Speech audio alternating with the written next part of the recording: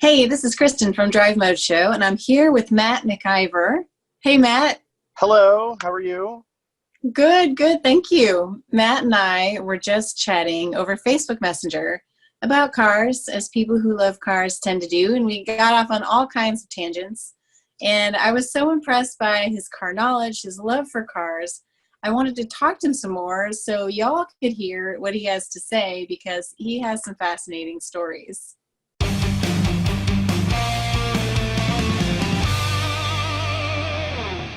It's definitely something I enjoy. I don't even know where to begin. Right now, what kind of car are you sitting in? I am sitting in a 2016 Mercedes class E250 BlueTEC, the diesel. Fun. What do you love about that car? Fuel efficiency. This thing does some pretty consistent numbers in the low to mid 40s without trying. Um, not not that efficiency is the most important thing, but range. Like everyone talks about range anxiety with electric vehicles. I get frustrated having to stop at the gas station every 250, 300 miles. And this thing estimates 1,000-mile range pretty frequently on my highway road trips. Wow, that's really nice to It's a have, especially big right now. You number. can go take a long drive. I think I've filled it once in the midst of this COVID-19 chaos that we're in. That's pretty good. Now you have a whole collection of cars, though. How many cars do you currently have in your possession? I tend to hover right around a dozen. Um, that could Just a change nice by even dozen or a baker's dozen. right. Yeah, it's usually around there. I've acquired a car in the recent weeks. The question is, is it in addition to or is it replacing something? Um, when I'm able, I guess maybe one or two will go on to their next home. So if I ask if you have a favorite, is that like asking somebody if they have a favorite child? Of my cars, I love my Mercedes 560 SL. Like, I guess watching Dallas as a kid, like, the Ewing's SL was like always just so right there. Um, but there's something about its presence. It's definitely not the most exciting thing I've ever driven. Actually, sometimes it's a bit miserable, more than a couple hours at a time.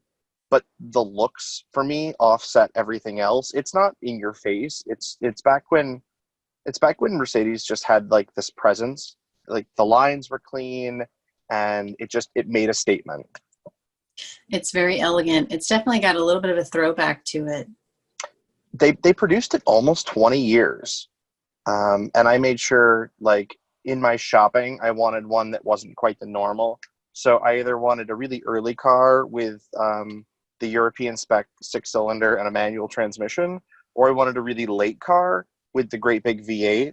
And then came in color combinations, right? Everyone has like red on tan or white on gray.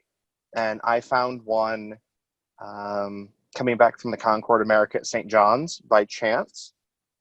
I got off the freeway for fuel, and my co-pilot on that trip elbowed me and said, "Didn't you say you wanted something like that?" And off in the distance with a for sale sign on it was a nautical blue with a navy blue top and gray interior 560 SL with like 90,000 miles on it. And, I think the whole combination was just perfect. That sounds lovely. You'll have to send me some pictures of that. Absolutely. I'm hoping to drive it here in the coming weeks. Heck yeah. One thing we've been talking about in one of the automotive media forums is the cars that got away from us, that maybe we didn't get to buy or that we wished we could have bought, and for me, the one, I was telling my dad this story yesterday because when I first learned to drive, he had purchased a barely used like 1975 Plymouth Duster, a gold Mm. Duster. And it was sitting in the driveway, and I was like, Dad, that is so ugly. I don't want to drive that. I did not know what we had. I mean, that's like a precursor to the Challenger now. Like, I should have taken it. He sold it to our next door Right. neighbor, kid, and the kid was like, I love this car. It's so fast. And I was like, why did I do that? So I would say for me, some of the ones that have gotten away and like some of the Mopar stuff of the 60s and 70s, they're just cost prohibitive now. For me, it would be like a late 70s, early 80s Porsche 911. Mm-hmm. They just had their big uptick in value in like the last 5 years or so, and they've quadrupled. I mean, the numbers are staggering. Yes, I've seen a lot of those era cars go across the block, especially at the Barrett Jackson auctions. I love to watch that every year. Right. And it's been really interesting to see how the trends change. They do. And right now, I think that the big thing that I'm sort of falling into my own home with is everything that's going on with like Radwood, 80s and 90s cars, especially cars that are underappreciated. My fleet, like every now and then there's something, kind of cool or really fast or whatever. I really appreciate the cars that like I grew up with, like, the opening up Car and Driver, and the centerfold was, the 300ZX. And so Oh yeah. a few years ago, I went out and I found a 300ZX manual slick top. So it wasn't the twin turbocharged model, but that's not what I wanted. I wanted the underdog, and I found it and I loved it. And then I sent it on its way. Um, Loved it and left it. exactly. I don't know that I've come across a car yet that'll ever be a permanent fixture for me. Fair enough. Well, it's fun. Variety is fun too. And it's good Yeah. just to kind of cycle through and enjoy them as you have them, and then let somebody else enjoy them. Yes. I know you're also a fan of some of the classic cars, and so am I. In fact, I took out my book. We were just talking about this classic cars of the 50s. This book is actually from 1985, but one of my favorite cars is in this book. I turned right to the page. The 1955 Ford Fairlane Crown Victoria. Love it. I love the pink and white, and I am just fascinated with the bubble top.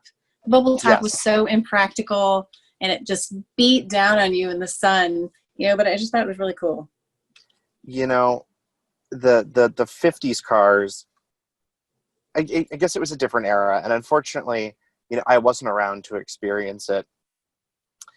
It was Me neither. interesting. It was interesting watching cars change every single model year. Like, it was important.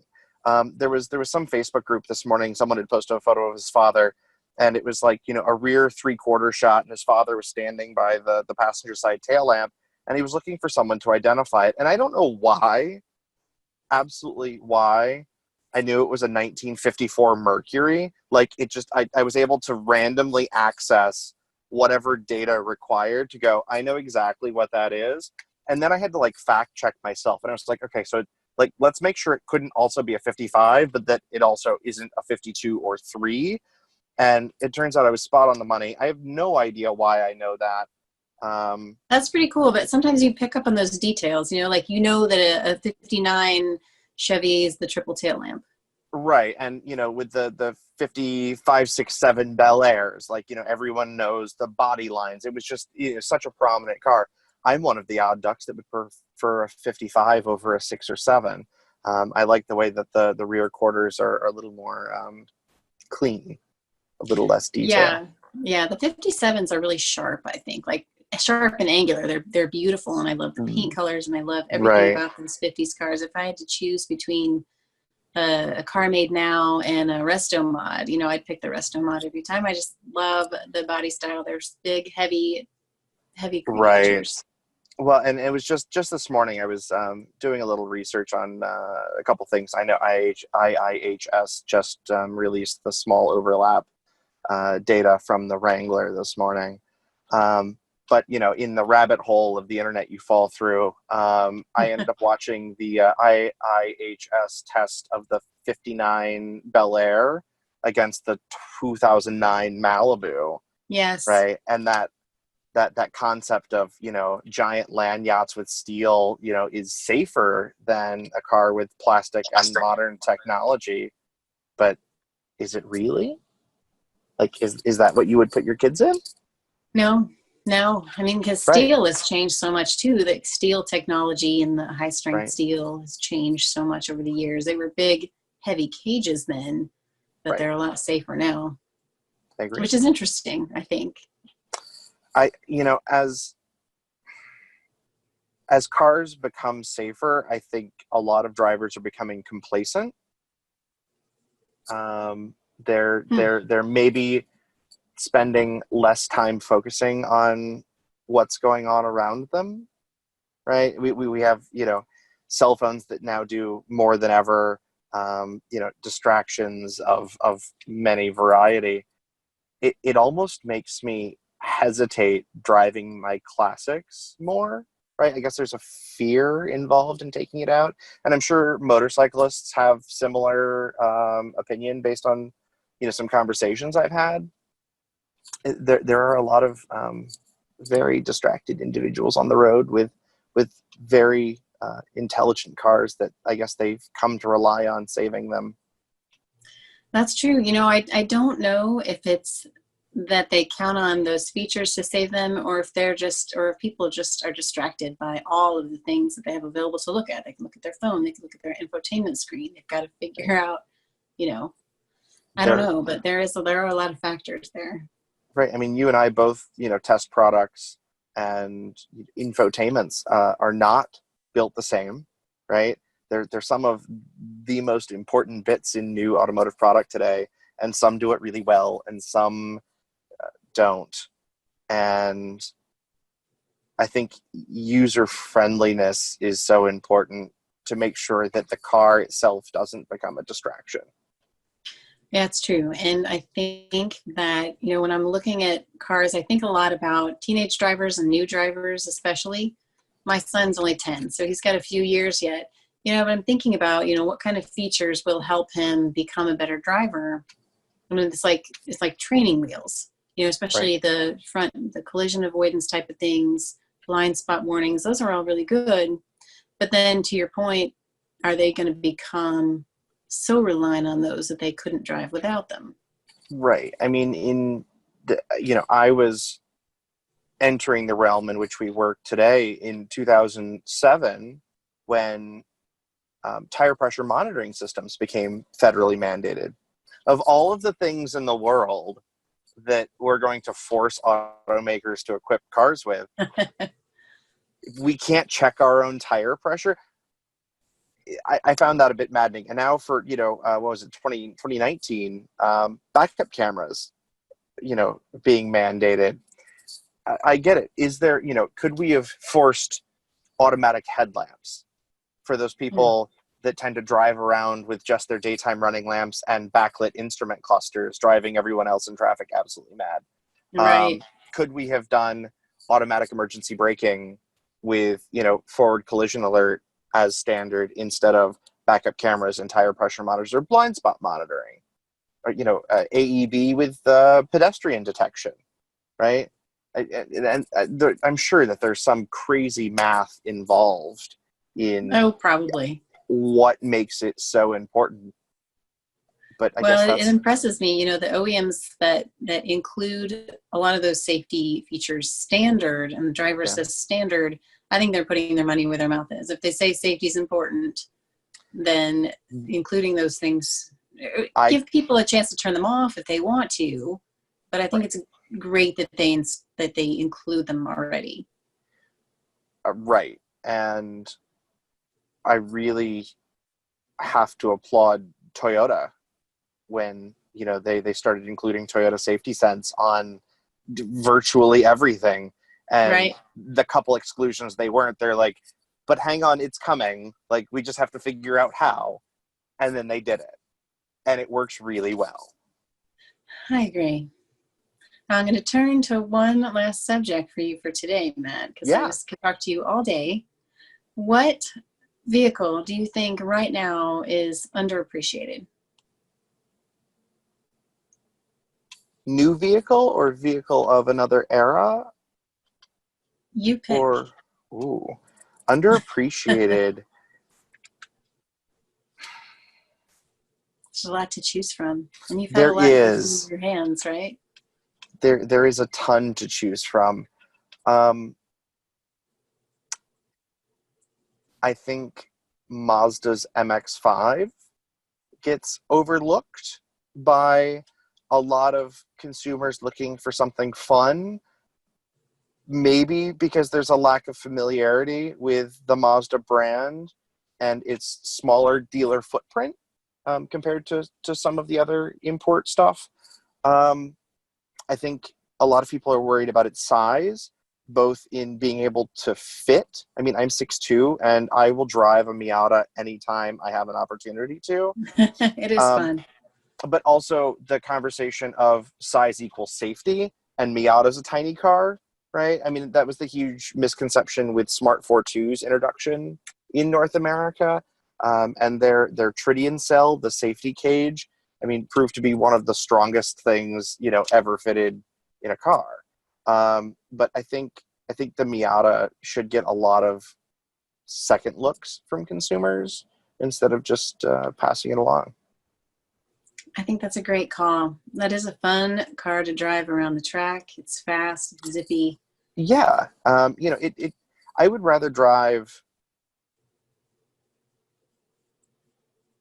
a slow car at its limits rather than a fast car at my limits. That's an interesting way to look at it. Yeah, Right? because I mean, sometimes you could get a great, powerful car and not ever be able to use it the way it was nowhere near the intended. limits. Right. I mean, Tempting, how though. many people, of the general population, how many people are actually going to a racetrack? A Miata on a really great on-ramp will be just as fun as any track day that I'm ever doing in, a Mustang GT350 or, I had a really great opportunity last fall to drive the Alfa Romeo Stelvio Quadrifoglio. I had it for a 10-day period. And then like a week and a half later, one of the press associations had it at a racetrack. Then I was able to grab my FCA rep from the East Coast and take her for a ride. Lisa. Shout out to Lisa Barrow. Yes. But, and I grew up watching Lisa, as a kid on Motor Week. Like, oh, that's cool. So, fast forward 20 something years and, convincing her to hop in a 505 horsepower SUV to go for a hot lap was something really fun to do with Lisa. That's really cool. Well, we will have to have you back on the show again another time. And Absolutely. it's Well, so thank you fun for to having talk to me. you with all of your knowledge and your experience with all different kinds of cars. It's so fun. I'm going to post your website and how to find you on the bottom here so people can see. Matt does a great work, and he has tons of knowledge and cleverness and good words and all those things that you want to read. Yes. Well, thank you for having me. Thanks, Matt. Have a great day. You too. Bye-bye.